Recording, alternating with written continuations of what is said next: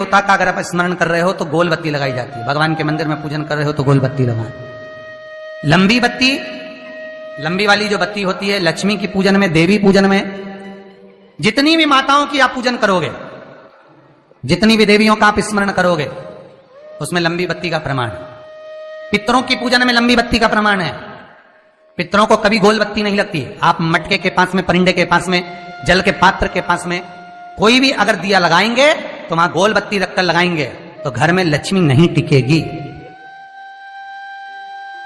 कई लोग कहते हैं कि परिंदे के पास, मटके के पास में, पानी के स्रोत के पास में जहां जल भरते हैं, हंडा रखते हैं, टंकी रखते हैं, वहां पर मटके के पास बत्ती लगाओ, दिया लगाओ, पितर शांत रहेंगे। तो पितरों को शांत करो, मना नहीं है, पर दिया लगाने का नियम है कि पितरों को अगर आप दिया लगा रही हो मटके के पास, परिंदे के पास, या अमावस्या के दिन पितरों के लिए अगर दीप लगा रही हो तो गोल बत्ती अगर लगाओगी तो कार्य कभी सफल नहीं होगा।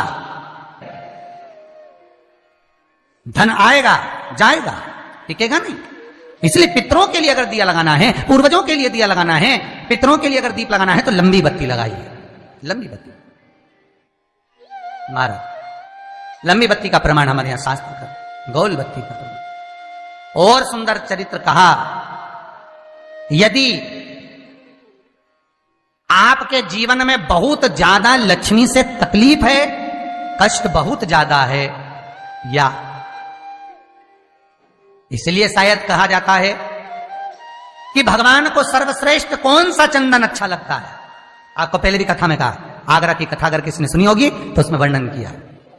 भगवान को सर्वश्रेष्ठ चंदन कौन सा, भगवान को सर्वश्रेष्ठ चंदन कौन सा प्रिय है, वो कौन सा चंदन है जो भगवान विष्णु को लगाएं, राम को लगाएं, कृष्ण को लगाएं, वो कौन सा चंदन है जो श्री हरि को लगाया जाए।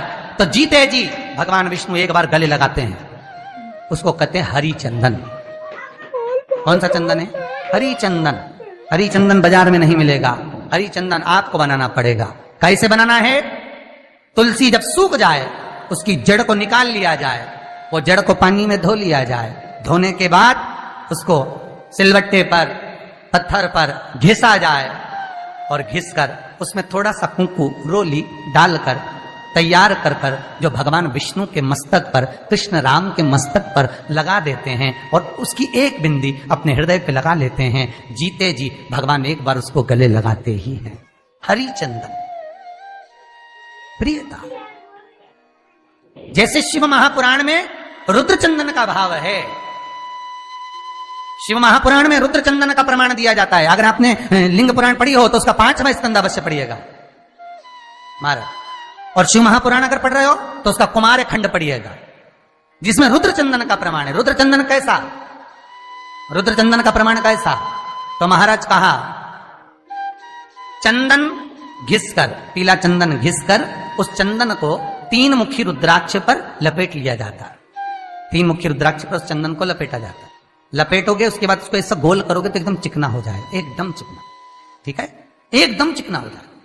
और उस चंदन को आप शिवरात्रि के दिन, और कोई से भी महीने की शिवरात्रि, किसी भी महीने की हो, सब फलदायी होती है। अगर आप पंचांग में देखेंगे तो शिवरात्रि लिखी हुई आती है, हर महीने शिवरात्रि पड़ती है।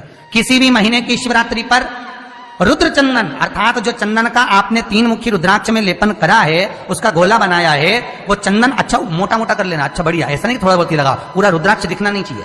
पूरा लपेट कर उसको शंकर के शिवलिंग पर ले जाकर रख दीजिए और फिर धीरे धीरे शंकर भगवान का जल अभिषेक करना प्रारंभ कर दीजिए। वो चंदन पूरा धीरे धीरे शंकर के शिवलिंग पर डलना चाहिए।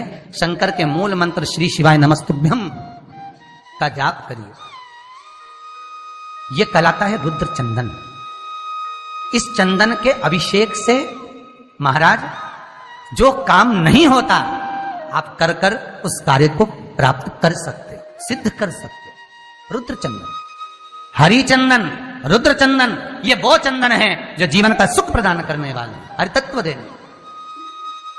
मंगल है, राहु है, केतु है, दशा बेकार चल रही है, लक्ष्मी नहीं आ रही, कष्ट बहुत है, फैक्ट्रियां नहीं चल रही, कहीं मत जाओ, मेरे शिव की शरण में जाकर एक बार शिव महापुराण को पूरी सुनो। शास्त्र के हटकर कुछ नहीं बोलेंगे।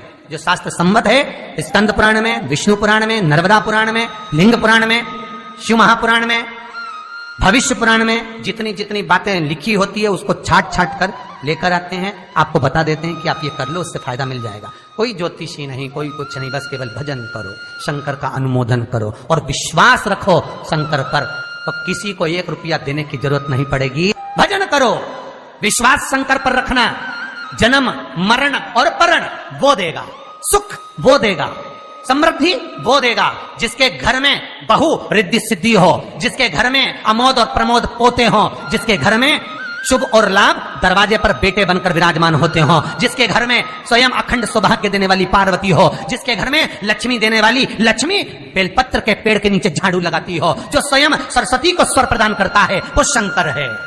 जब सब कुछ उसके पास में है, कुबेर का खजाना वो चोर को दे देता है, जब सर्वस्वता उसके पास है, तो आप इधर उधर डोलते क्यों हो? क्यों डोलो? उस पर विश्वास रखो। वो शंभु, वो शंकर, वो त्रिकालदर्शी, वो कैलाशी, वो अविनाशी सुख देगा, आनंद देगा। पाने का तरीका केवल उसको रिझाओ। जो मंदिर आपसे दूर हो, जिस मंदिर में कोई नहीं जाता, जिस मंदिर में कोई दिया तक नहीं लगाता, उस मंदिर में तुम जाओ और उस मंदिर में एक दिन जाकर प्रकाश कर कर आना, एक बार दिया जला कर आना, मंदिर की सफाई कर आना, शंकर जी पे जल चढ़ाकर उनको स्नान कराकर, कोई पत्ती पेड़ पौधे की पास में तोड़ के चढ़ाया आना। 2-4 बार कर कर देखना कितना शांति, कितना धीरज, कितना आनंद, कितनी समृद्धि, कितनी लक्ष्मी मिलती है। तुम करोगे तुम्हारा पेट भराएगा, हम करेंगे हमारा पेट भराएगा। स्वयं करिए। तो ब्रह्मलोक के देवता ब्रह्मा हैं, वैकुंठ के देवता भगवान विष्णु हैं, और मृत्यु लोक का अगर कोई देव है तो वो महादेव है, केवल शंकर, केवल शिव, मृत्यु लोक का देव। अभी एक विचार करो, तुम्हारे घर में अगर थोड़ी सी तकलीफ आई तो सबसे पहले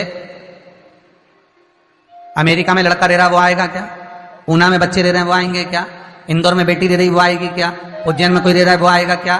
सबसे पहले वो आएगा जो तुम्हारे घर के पास होगा या घर के करीब में होगा, बिल्कुल लगा हुआ होगा या घर में होगा। अब आप कहां रहते हो?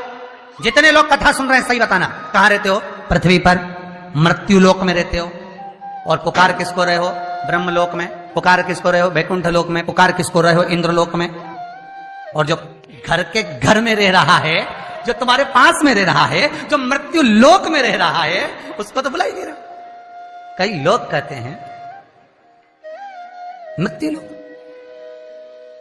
कई लोगों की आदत है, पड़ोसन को तो खूब चाय पिलाएंगे, पड़ोसन की काकी के तो खूब पांव पड़ेंगे, पड़ोसन को तो चाय भी पिलाएंगे ना, इतना घूंघट रही ना, धोप भी लगाएंगे, पड़ोसन को तो खूब प्रणाम करे, पड़ोसन को तो खूब नमन करे, पड़ोस की काकी के ना, मौसी के ना, चाची के ना, इनके ना उनके। और घर की सास को तो कभी पांव नहीं पड़े, 30 त्योहार पे भी बस यही हाल है। जितना पड़ोसी है नहीं, जितना देवी देवता सबके तो धोख लगाए, सबके ने प्रणाम करे। और जो सास घर में बैठी है, महादेव जो मृत्यु लोक का देव है, इसके तो प्रणाम ही नहीं करे। तो किसी ने शंकर भगवान से पूछा, भोलेनाथ सब भगवान इधर, ये देवता का नाम, वो देवता का नाम, वो देवी का नाम, वो देवता का नाम सब ले, और तुमको तो कोई पूछे ही नहीं। शंकर भगवान बोले, भले नहीं पूछे, मरने के बाद तो मेरे पास ही आएगा। मेरे ससुर ने मुझे श्राप दिया है, दक्ष प्रजापति ने, शंकर मैं तुझे श्राप देता हूं कि तू शमशान में निवास करेगा। शंकर भगवान कह रहे, मैं तो शमशान में रह रहा हूं, जीते जी नहीं आएगा तो मरने के बाद तो आएगा। बापड़ा ऐसी गीली लकड़ी में जलाऊंगा, 3 दिन ठंडा नहीं करने दूंगा। हाँ मेरे पास, तब बताऊं तेरे।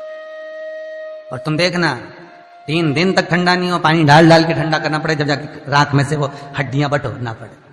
शंकर जी नहीं ठंडा करे, जपा दुनिया को जपा, मुझे भूल गया। जो करीब में है पहले उसको बुलाओ, साथ वो देगा। जो तुम्हारे पास में है पहले उसको बुलाओ, ले जाकर हॉस्पिटल तो छोड़ ही रहे।